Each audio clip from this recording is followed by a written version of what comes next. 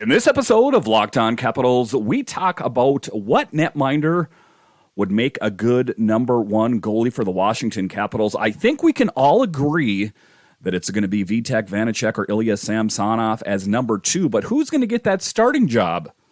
We'll talk about all of that and more next on this edition of Locked On Capitals. Your Locked On Capitals, your daily podcast on the Washington Capitals. Part of the Locked On Podcast Network, your team every day.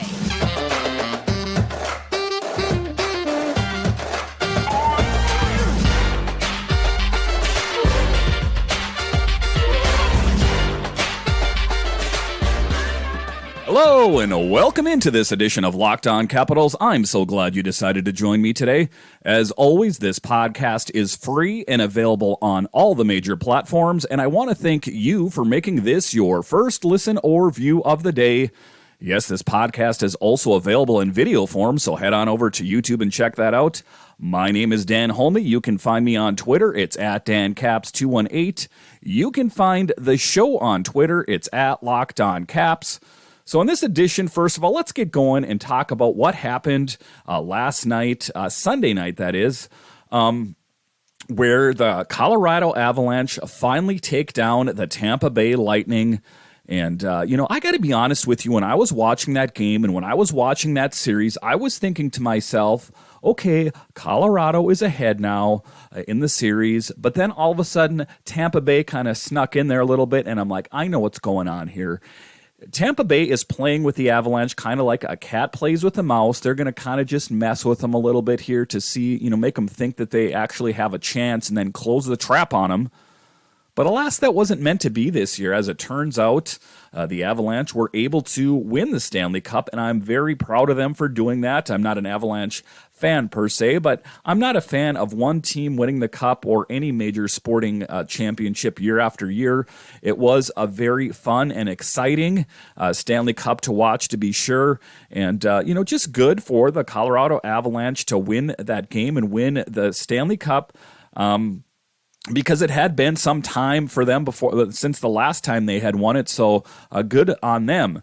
So in this episode, it kind of ties into what I'm talking about, free agency. What netminder are the Washington Capitals going to target in free agency? There are some big names out there, and I think that the Washington Capitals really have to sort of swing for the fences and get that big name number one netminder. Like I talked about in the intro of the show, they have Vanecek and Samsonov. Who is going to be the number one? So to start off the list, maybe a name you've heard of. Maybe you saw him play more recently here, and that's Darcy Kemper. Yes, Darcy Kemper, the goalie of the Stanley Cup winning Colorado Avalanche, is a free agent, unrestricted free agent. In The Athletic, they write here, goalies are voodoo, so projecting them is always a bad idea. It was just last year that the Colorado Avalanche's Vezina finalist signed a $6 million per over 6 years. We saw what happened next. I'm a lot more confident that Darcy Kemper is better now than Philip Grubauer was last year, but confidence in goaltending gets you almost nowhere. Based on his projected value, a deal around $6 million is fair for now, but that doesn't include aging, something I haven't yet worked on for goaltenders. At age 31, there's a real risk there, especially for 6 reasons, although it does seem like netminders have a longer shelf life. And Darcy Kemper is a name that's been around the league for some time. I remember him playing for the Wild, and I remember him playing on the Coyotes, if memory serves, at one point. But, he was a netminder that, was always considered, I would say a pretty good netminder. I'd never really considered him an elite level goaltender. But I would say that a lot changed when I was watching this Stanley Cup run here. I think that he played very well. And, I think that, I think the Capitals would be lucky to get someone like a Darcy Kemper on their team, if they can get the same Darcy Kemper that they had this last year, that is. So a lot remains to be seen there in where he goes. I mean, you got to think that the Avalanche are probably going to do everything they can do to try to lock him up. But if there is a chance that the Capitals could get Kemper, I say all in.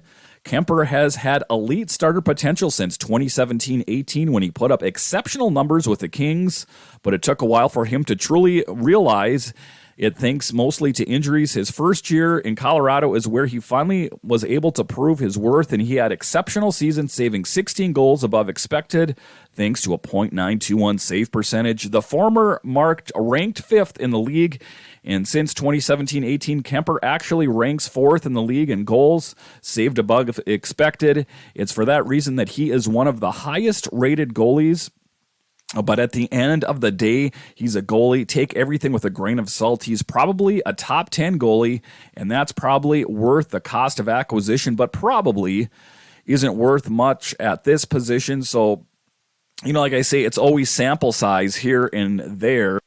So a lot remains to be seen about Darcy Kemper and where, he fits in. Should the Capitals go all in on a goalie that, he had a really great season this season, but, according to this article, they've considered him an elite level goaltender for some time. I, for one, have not always considered him a number one or elite level goaltender out there. The next one out there is a bit interesting too, is Ville Husso of the Blues, and another really great candidate, I think, for the Washington Capitals. I think that, he had a great run with the Blues this year, but I think that, there's some questions abound as to where he fits in with the Blues' future. Husso's rookie season left a lot to be desired, but he was nothing short of remarkable in his sophomore season, eventually stealing the job from Jordan Binnington. I'm sure you guys have probably heard that name around a time or two. He eventually faltered in the playoffs and lost his job, a trajectory that reminds me of Grubauer in Washington. He ended up being a pretty strong starter in Colorado, and the same can be true for Husso in another city, assuming he doesn't return to St. Louis. And Grubauer is getting a lot of shade cast his way. He did have some really great potential with the Washington Capitals. If you think back to that 2018 season, there was a real question mark out there. Who should the Capitals go with at the time? Should they have gone with Holtby or Grubauer? Ultimately, the Capitals went all in on Braden Holtby, but I still think that Grubauer has a higher ceiling than what he has shown so far. I think that, he's proven that he can be a great goalie. And, at the time when I saw the Avalanche go all in on Kemper and they kind of moved on from Grubauer, and I thought to myself, why did they do that? I know that Grubauer ended up going out to Seattle and all that kind of stuff, but why didn't they protect him? I guess is what I'm trying to say. But he went out to Seattle, and it's kind of a mess out in Seattle right now. It is definitely not a blueprint or a template of how the Vegas Golden Knights have done things. But I still think that there is a spot for Philip Grubauer in the National Hockey League, as they're talking about here. But could he be a good option for the Washington Capitals? There aren't many starter caliber goalies available in free agency, but Husso definitely has the potential to be one. After a strong second season, he now ranks 19th among goalies in the projected GSVA per game, and part of the reason he's so low is due to his small sample size. If he can continue what he showed last season, he can show a real chance to climb the ranks. So there's a lot of questions that abound. Is he a potential fit for the Washington Capitals? There's just so many questions out there. I do think that the Capitals need to step up and find that elite level goaltender. Husso only played 40 games, which is hardly enough to go for a goalie. But at that time, he ranked 7th in the league with 13 goals saved above expected, earning a .919 save percentage in the process. He dipped a bit close out the season and didn't have a strong playoffs, but the foundation is there for Husso to take the reins somewhere and be some team's answer. It's a risky gambit given his short resume, but it's a worthy one given last year's performance. He's projected to get the same deal Linus Ullmark got last year, and he likely has a higher upside than Ullmark did at this time. And, just taking a look at it, I think that he would be a good candidate for the Washington Capitals. Is he going to be the right netminder to take that number one spot for the Washington Capitals? That remains to be seen here. But after the break here, we are going to continue about some of the big name free agent goalies out there. This is the silly season after all, so we are just kind of pontificating and throwing it at the wall and see if it sticks, because ultimately now is when the rubber meets the road. The Stanley Cup is over. If you're on Twitter, I would turn on your notifications to an Elliot Friedman, Darren Dreger, something like that, because I do think that you're going to see a lot of moves going on around the league between now and the free agency deadline. So it is an exciting time of year. All right, so after the break, we will continue to talk about some of the big name free agent goalies out there. But first, betonline.net is the number one source for all your betting needs and sports info. Find all of the latest sports developments, league reviews, and news, including this year's NHL playoffs and Major League Baseball. BetOnline is your continued source for all your sports wagering information, including live betting, esports, and scores. And betonline.net remains the best spot for all your sports scores, podcasts, and news this season. BetOnline.net is the fastest and easiest way to check in on all your favorite sports and events, including MMA, boxing, and golf. Head to the website today or use your mobile device to learn more about the trends in action. BetOnline, where the game starts.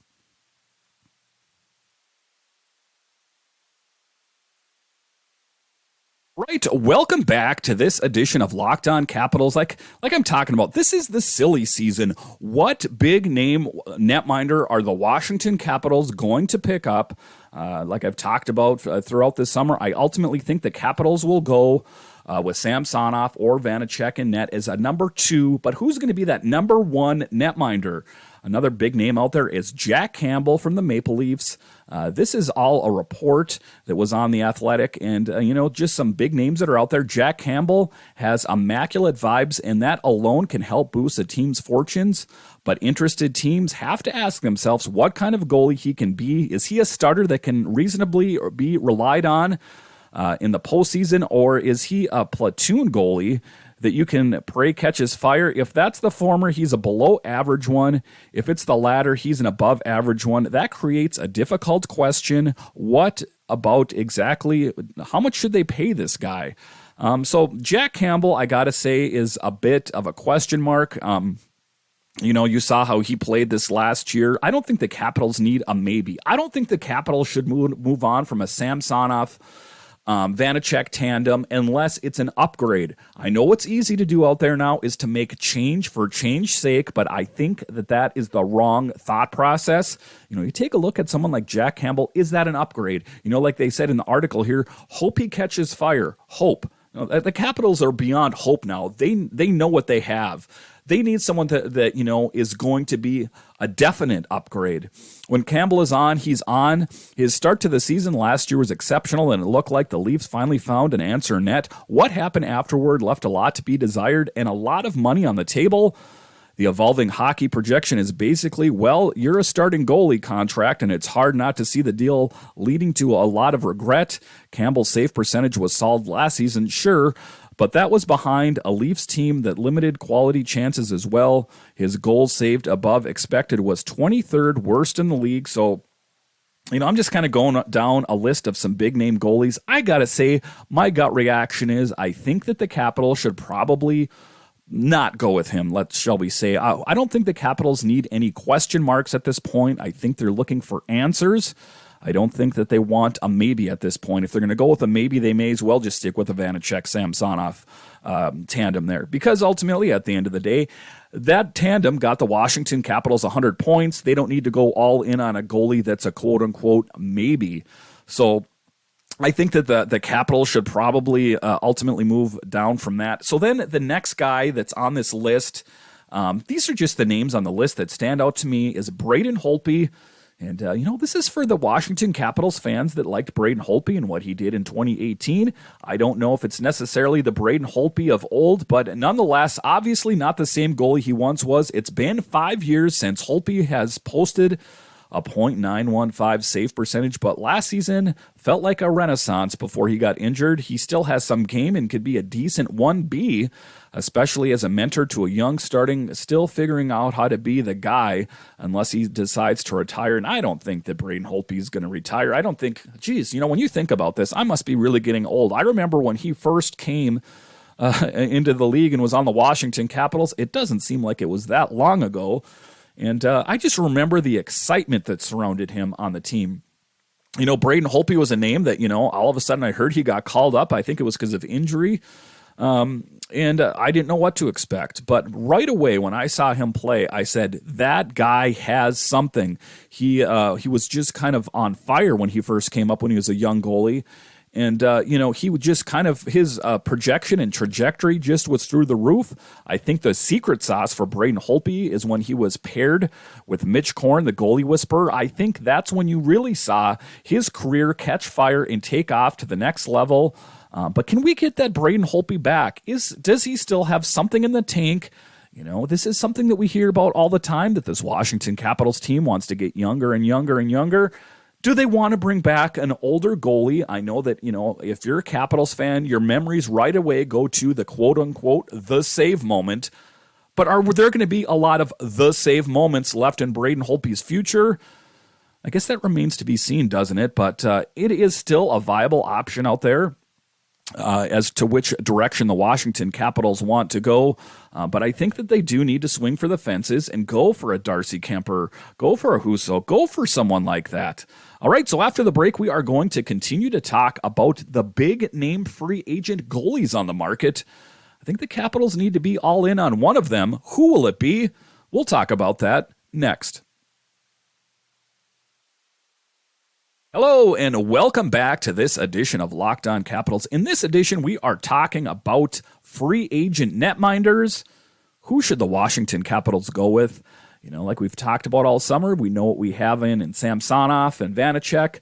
If one of those guys moves on, I know they're both RFAs. I do not see the Washington Capitals keeping both of them. So if they do move on from one of them, it is perceived, and in my opinion, will be the number 2 netminder for the Washington Capitals. Who is going to be the starter? Who is going to be the guy to go to? Who's going to be the Braden Holtby of 2018, where you don't really have to think about who's going to be starting in net? So many questions remain to be answered.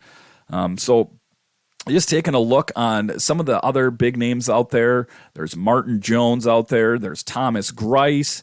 And then the one that's been linked to the Capitals quite often, is Marc-Andre Fleury. And, I got to say, I have to say that something major is going to have to happen for the Capitals and the Marc-Andre Fleury camp to join forces. I just, like I say, I'm having a real hard time seeing that happening. I'm all in on it. Don't get me wrong. I do think that Marc-Andre Fleury is kind of what we talked about.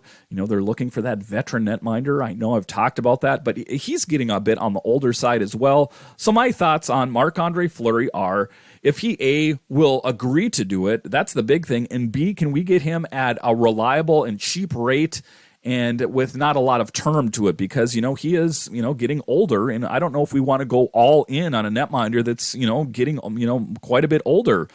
My goalie projections are not age-adjusted and take into account his last 5 years, with the most recent 2 being weighed the heaviest. That's important to know for Marc-Andre Fleury, who is entering his age 38 season and is coming off a particularly poor year where he allowed 11 goals, more than expected. He did not turn things around a bit with the Wild, but even when he was only average and not nearly as high as the model was around him.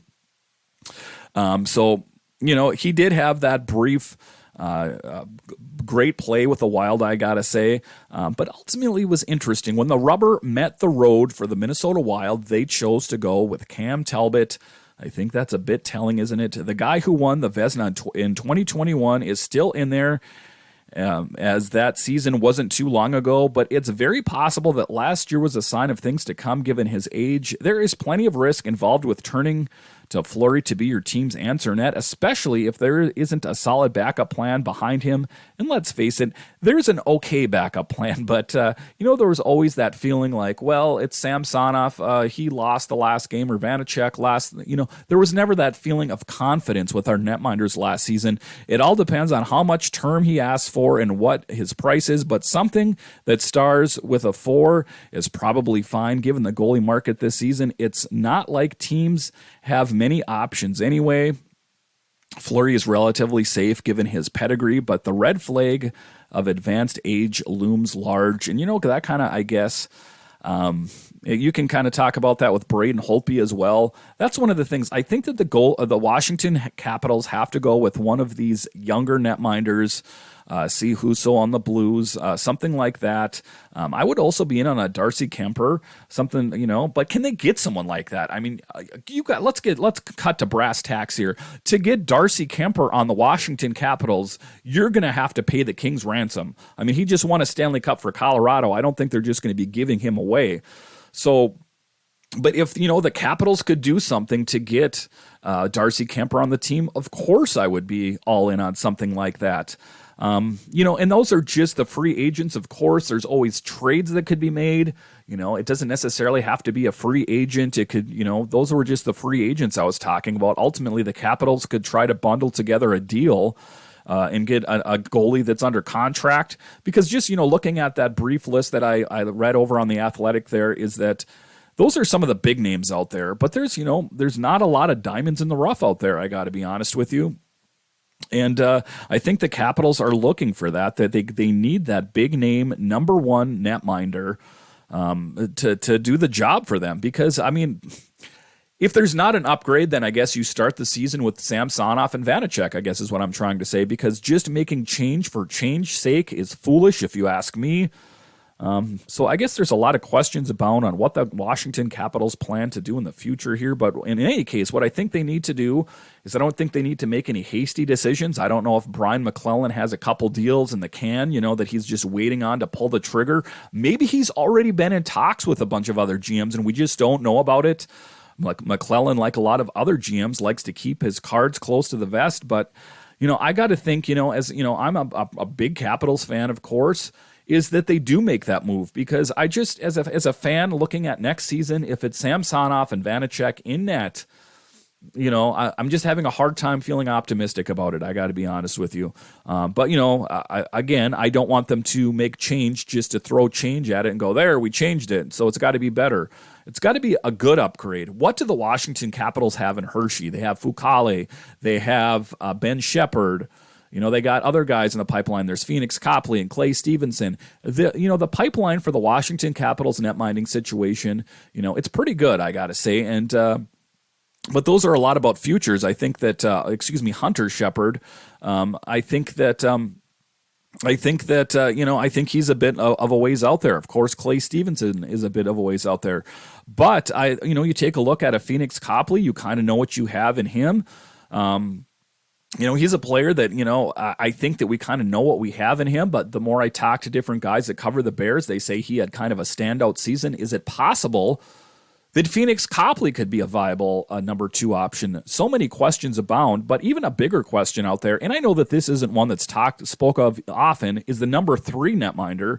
If you want to take a look at the Pittsburgh Penguins, they went with Louis Domingue in the playoffs, and you got to think to yourself, that wasn't going according to script. So I think that the Washington Capitals are wise to have that really great goalie depth, because if you're in the playoffs and your number one and number two get injured, it does happen. Again, take a look at Pittsburgh. You better be prepared. Otherwise, you're going to be facing, what a lot of other teams have faced. And, Louis Domingue, who was eating, spicy chicken and broccoli, before the game, not thinking he was going to play, all but got thrust into action.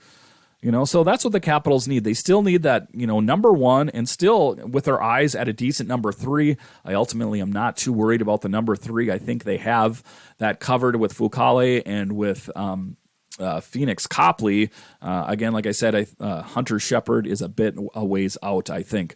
All right, thank you for joining me on this edition of Locked On Capitals. This is just kind of the fun time of the season to kind of just sit back and talk about what could be, because until they pull the trigger on a goalie and they pick up that big name netminder, which I'm crossing my fingers they will do, it's all speculation at this point. But who would you want to see on the Washington Capitals? This is the number one netminder. Message me on Twitter. It's at DanCaps218, or you can hit me up on the show Twitter. It's at LockedOnCaps. I want to hear from you fans. Who do you think should be the number one netminder? If you think it's Samsonov and Vanecek, fine. I just want to know what the fans out there think. The fans of the Washington Capitals, who would you like to see be the number one netminder? Let me know. All right. Once again, thank you for joining me on this edition of Locked On Capitals, and I'll talk to you guys again next time.